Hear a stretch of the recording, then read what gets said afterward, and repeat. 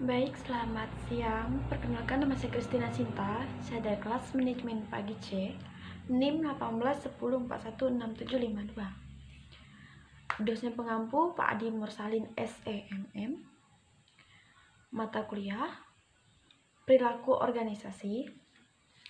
Dan pada kesempatan kali ini saya akan menjawab pertanyaan atau soal ujian akhir semester yang telah diberikan oleh dosen kami, yaitu Pak Adi Mursalin SEMM. Soal yang pertama, bagian A. Berapa kali Anda hadir dalam kuliah? Kenapa Anda harus hadir dalam kuliah perilaku organisasi? Saya menghadiri perkuliahan sebanyak 12 kali pertemuan. Dan kenapa saya harus mengikuti perkuliahan ini? Karena untuk memenuhi absensi dan menambah ilmu, pengetahuan, dan mengetahui apa saja yang dipelajari dalam mata kuliah perilaku organisasi dan persiapan untuk menghadapi dunia kerja yang akan datang. Di dalam mempelajari perilaku organisasi, banyak sekali kita mempelajari tentang perilaku-perilaku dalam sebuah keorganisasian yang telah didirikan oleh sebuah perusahaan atau yang berada di dalam sebuah usaha yang telah dilakukan atau yang akan kita laksanakan yang akan datang. Pertanyaan yang kedua, sebutkan dan jelaskan tugas struktur yang sudah saudara buat dan manfaat apa yang saudara peroleh mengerjakan tugas terstruktur tersebut. Tugas terstruktur yang telah dibuat yaitu sebanyak 4 tugas, yaitu yang berupa video, yang dimana di setiap video tersebut menjelaskan atau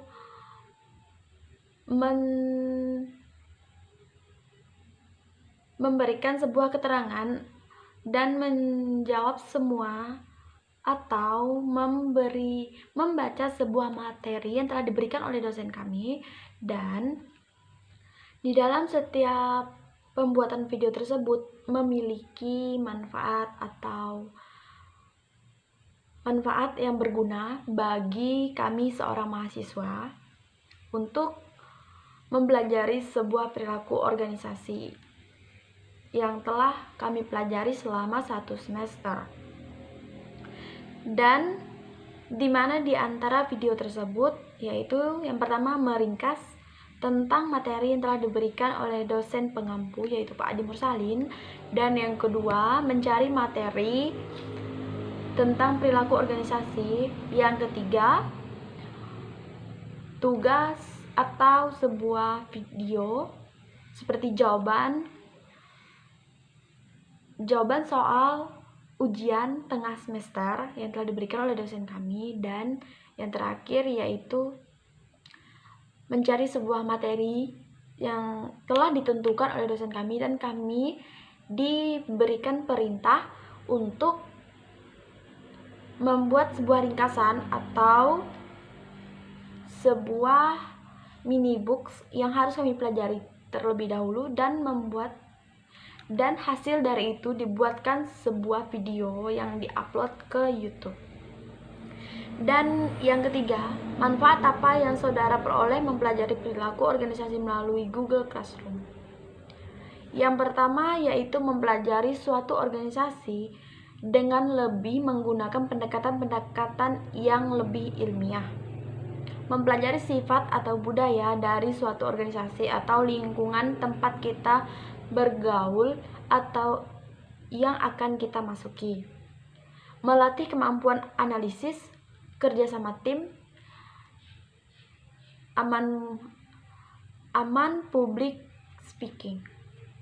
Pengetahuan yang diperoleh dengan mempelajari perilaku organisasi adalah membantu seorang manajer atau untuk mengidentifikasi permasalahan, menentukan bagaimana cara memperbaiki atau koreksi, dan mengetahui perubahan-perubahan yang terjadi. Kaitan manajemen dengan perilaku organisasi mengungkapkan permasalahan dan dapat menentukan keputusan untuk mencapai tujuan organisasi yang ada dalam sebuah perusahaan tersebut. Dan bersangkutan juga dengan manajemen, suatu usaha mencapai tujuan organisasi dengan bantuan orang lain. Manajemen merupakan perdayungan sumber daya manusia dengan cara-cara yang baik untuk mencapai tujuan organisasi. Jadi di sini dengan mempelajari perilaku organisasi melalui Google Classroom, di mana di dalam Google Classroom tersebut telah diberikan materi-materi oleh dosen pendamping atau dosen pengampu mata kuliah tersebut. Dan di mana di Google Classroom ini kita atau mahasiswa bisa mendownload materi yang telah diberikan dosen pengampu tersebut kepada mahasiswa melalui Google Classroom. Dan pertanyaan berikutnya yaitu bagian B. Ada beberapa bidang ilmu yang ikut memberi kontribusi dalam perkembangan dari ilmu perilaku keorganisasian. Jelaskan. Jadi yang pertama yaitu psikologi adalah ilmu pengetahuan mempelajari perilaku organisasi dalam hubungan dengan lingkungannya. Psikologi dapat diartikan dengan ilmu yang mempelajari tentang jiwa. Yang kedua, sosiologi berasal dari bahasa Latin yaitu socius yang berarti kawan, teman, sedangkan logos berarti ilmu pengetahuan.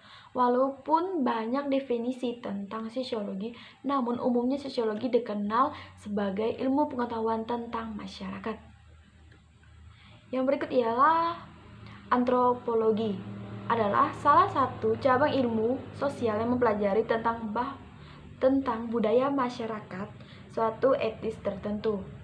Antropologi lahir atau muncul berawal dari ketertarikan orang-orang Eropa yang melihat ciri-ciri fisik, adat istiadat budaya yang berbeda dari apa yang dikenal di Eropa. Yang berikut ialah ilmu ekonomi. Adalah ilmu yang mempelajari perilaku manusia dalam memilih dan menciptakan kemakmuran. Kata ekonomi sendiri berasal dari kata Yunani yaitu okios atau okius yang berarti keluarga, rumah tangga, dan fokius atau nomos atau peraturan, aturan hukum. Dan secara garis besar diartikan sebagai aturan rumah tangga atau manajemen rumah tangga. Yang berikut ialah ilmu sejarah. Adalah ilmu yang digunakan untuk mempelajari peristiwa penting masa lalu manusia. Pengetahuan sejarah melalui pengetahuan atau kejadian-kejadian yang sudah lampau serta pengetahuan akan cara berpikir secara historis. Dan yang terakhir, ilmu politik adalah cabang ilmu sosial yang membahas teori atau praktek politik serta deskripsi dan analisis sistem politik dan perilaku politik. Ilmu ini berorientasi akademis, teori, dan rites. Soal yang berikut ialah pengertian organisasi dan unsur-unsur organisasi.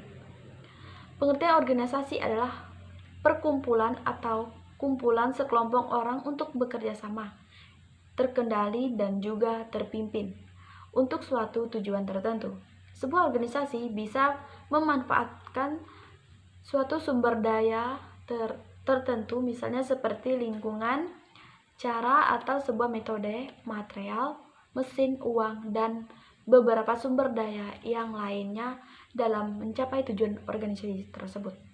Orang-orang yang telah terkumpul dalam sebuah organisasi sepakat untuk mencapai tujuan tertentu dengan melalui sumber daya secara sistematis dan juga rasional yang terkendali serta adanya pemimpin organisasi yang akan memimpin operasional organisasi dengan secara terencana. Dan unsur-unsur organisasi yang pertama manusia. Artinya organisasi akan ada atau terbentuk jika adanya unsur manusia yang saling bekerja sama. dan ada terdapat pemimpin dan juga ada yang dipimpin. Sasaran atau tujuan, artinya sebuah organisasi baru ada jika ada tujuannya yang akan dicapai.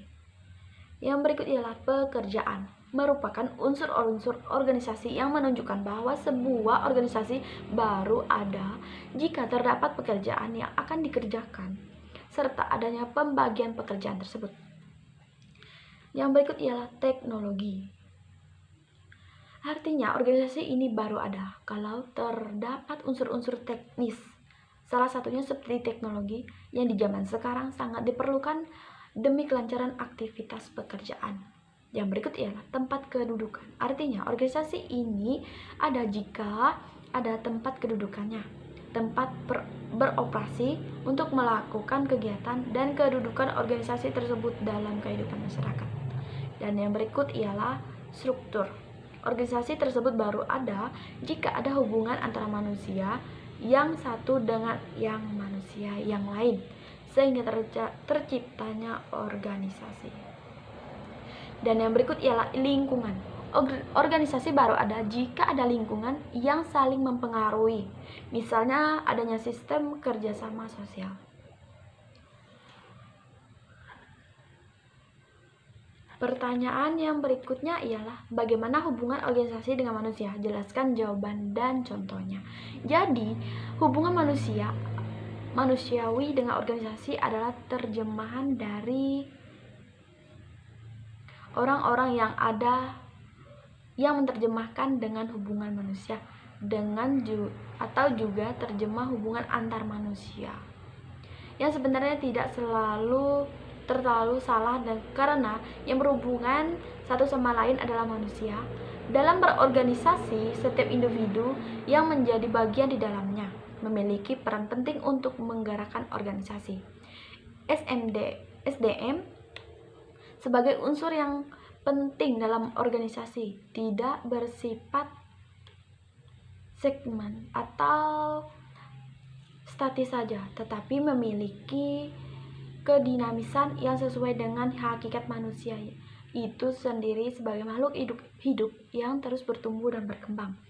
Hubungan antar manusia sebagai pelaku individu untuk lebih mengenal individu lainnya dalam satu organisasi.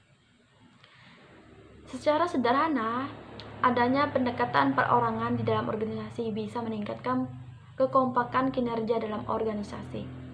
Contohnya dalam sebuah perusahaan dibutuhkan yang dinamakan sebuah organisasi di mana dalam organisasi tersebut terdapat suatu rancangan yang sudah dibuat, dan dengan adanya sebuah organisasi maka rencangannya tersebut akan berjalan dengan lancar, dan dengan adanya organisasi ini akan dicapai tujuan yang sama dalam sebuah organisasi.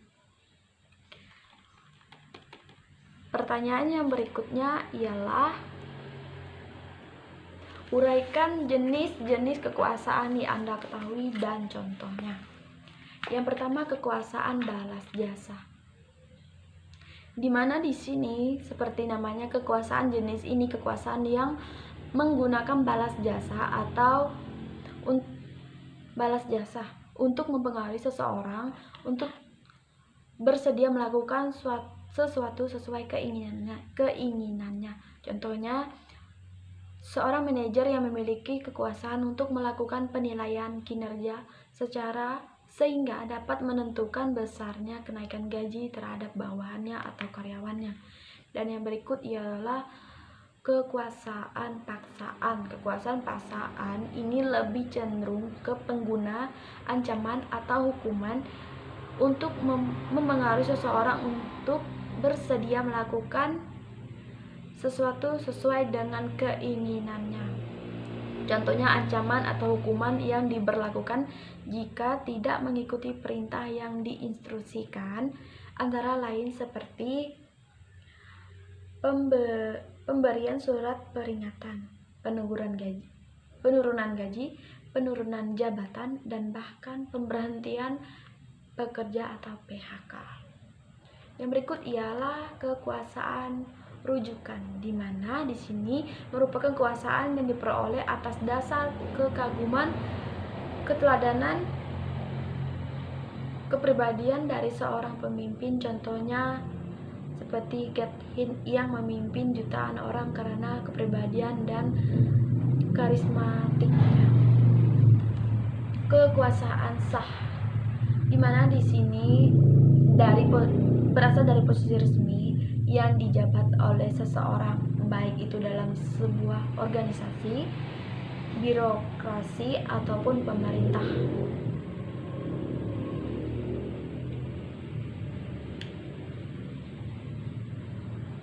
Contohnya seperti seorang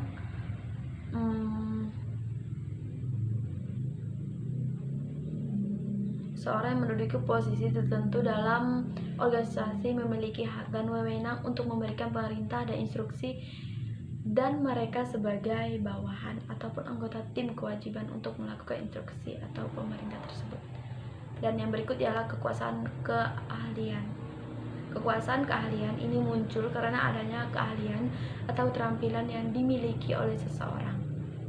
Seringkali seseorang yang memiliki pengalaman, keahlian tertentu memiliki kekuasaan ahli dalam suatu organisasi, meskipun orang tersebut bukanlah manajer ataupun pemimpin. Contohnya seperti kita memiliki keahlian dalam mengendalikan teknologi, maka di situ semuanya akan terarah ke kita dan kita akan memerintah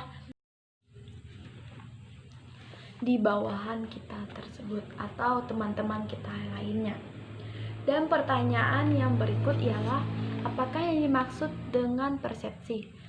Pada prakteknya terkadang terjadi kesalahan dalam mempersepsikan orang lain. Sebutkan dan jelaskan kesalahan yang dimaksud.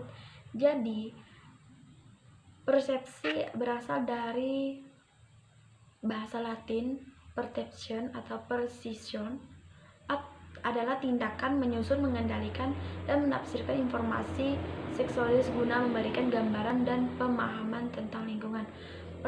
Persepsi meliputi semua sinyal yang dalam sifat saraf yang merupakan hasil dari stimulasi fisik atau kimia dari organ pengindra. Persepsi adalah suatu proses penilaian atau tanggapan terhadap suatu stimulasi atau rangsangan oleh seorang individu melalui indera yang diserap, sehingga individu dapat memahami dan mengerti dengan stimulasi yang diterimanya tersebut. Persepsi juga merupakan proses aktivitas seseorang dalam memberikan kesan, nilai, merasakan, dan menginterpretasikan suatu berdasarkan informasi atau stimulasi yang diberikan. Kesalahan yang pertama, atribusi, yaitu kesalahan kita dalam memahami penyebab perilaku orang lain yang disebabkan kurangnya persepsi atau persepsi kepada orang tersebut kurang atau tidak utuh. Efek halo, yaitu kesalahan persepsi yang disebabkan karena salah mempersepsikan seseorang pada kesan pertama.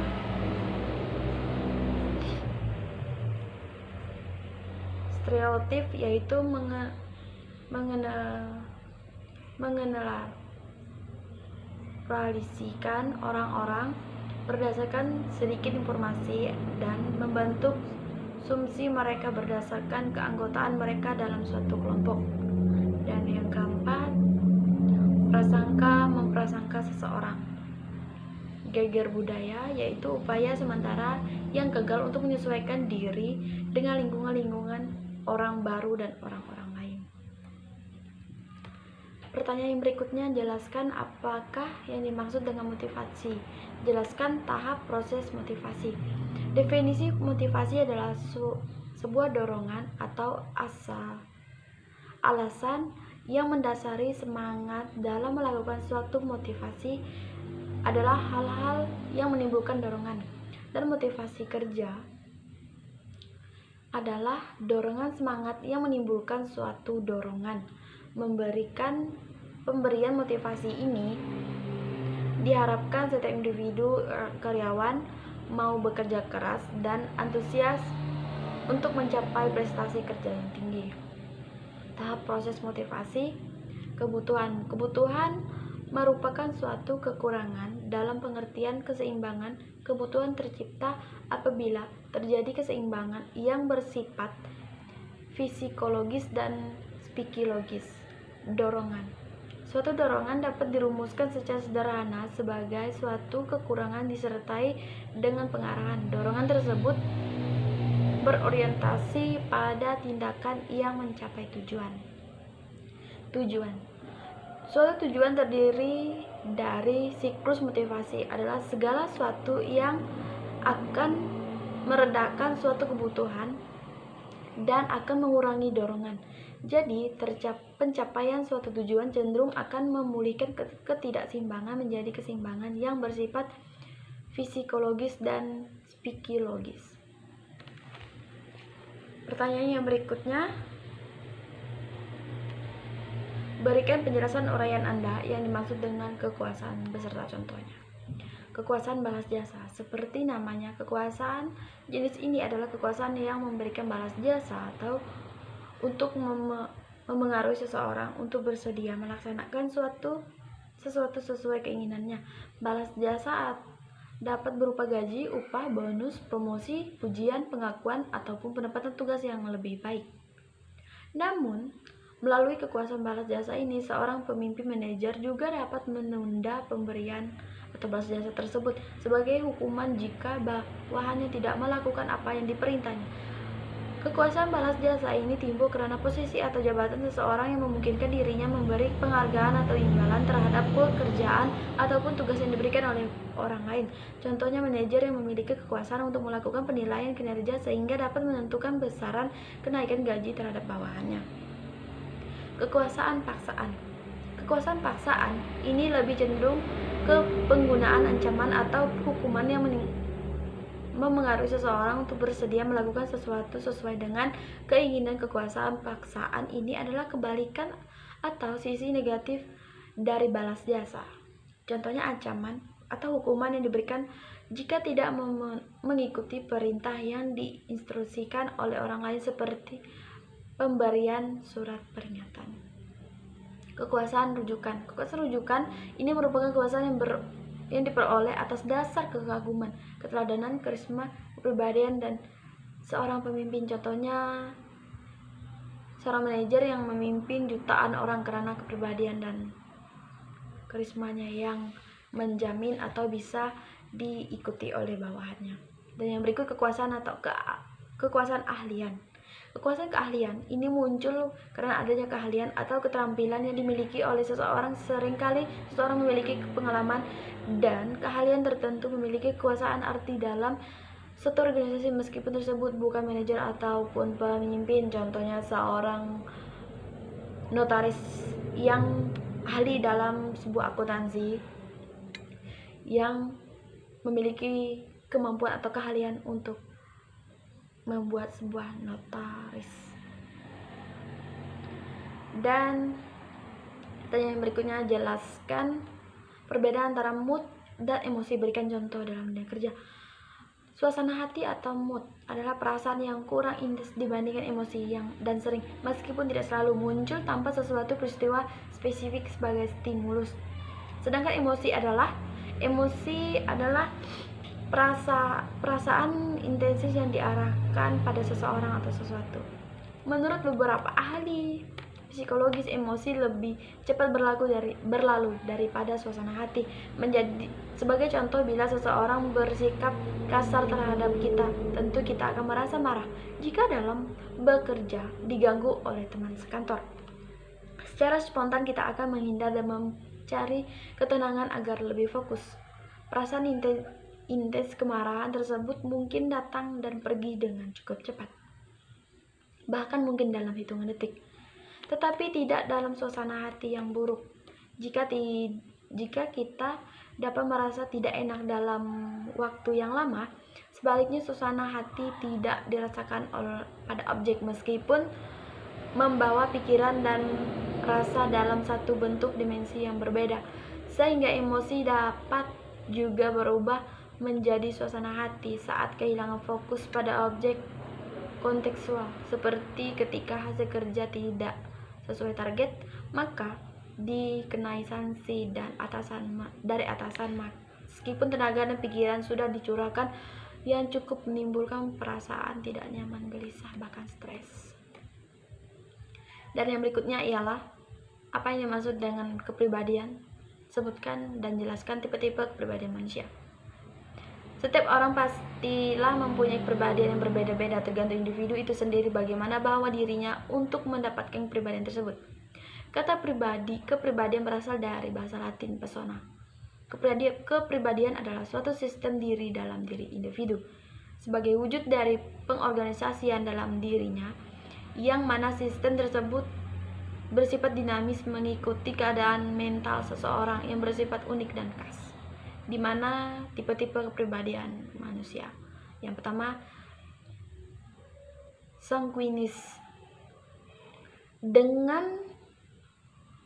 Orang dengan kepribadian sanguinis merupakan individu yang optimis dan selalu bersemangat.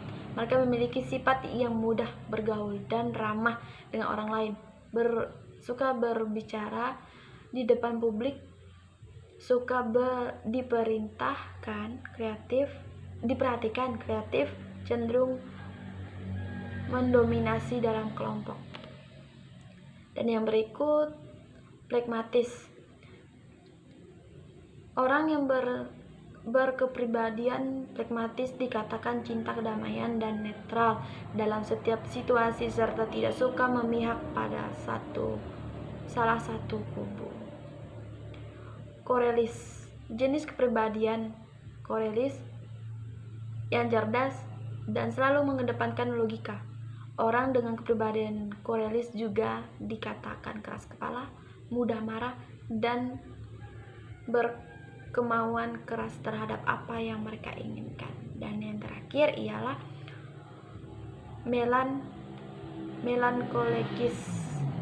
melankolis.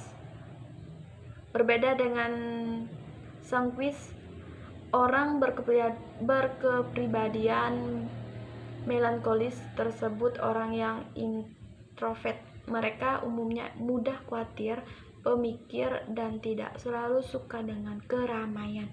Mereka juga terkadang meremehkan dirinya sendiri, padahal kenyataannya mereka tidak seburuk itu. Jadi sekian jawaban ujian akhir semester dari saya. Kurang dan lebihnya saya mohon maaf. Terima kasih atas perhatiannya. Dan di akhir ujian ini saya ingin mengucapkan terima kasih kepada dosen pengampu kami, yaitu Pak Adi Mursalin, yang telah mengajar selama 1 semester ini. Berkat mata kuliah perilaku organisasi ini, kami banyak belajar apa itu sebuah organisasi dan pentingnya sebuah organisasi dalam